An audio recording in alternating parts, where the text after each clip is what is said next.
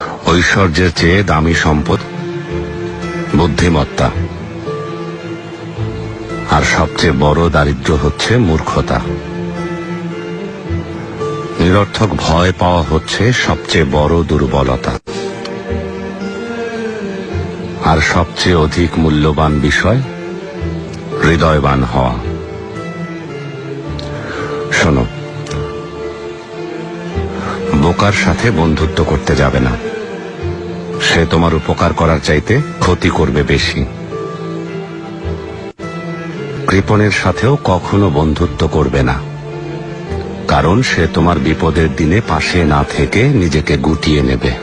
সাবধান,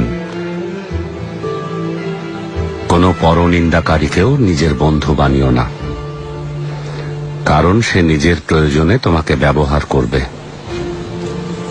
আর সেই সাথে মিথ্যাবাদীর সাথেও কখনো বন্ধুত্ব গড়ে তুলবে না, কারণ সে মরীচিকার মতো দূরের স্বপ্নে বিভোর করে কাছের জিনিসগুলোকে দূরে সরিয়ে দেবে। আপনার শক্তি আর ন্যায় বিচারের প্রতিনিধিত্ব করতেই আমি যাচ্ছি, যাব না। আপনার এই উপদেশগুলো আধারে আলোর মশাল হয়ে আমাকে পথ দেখাবে।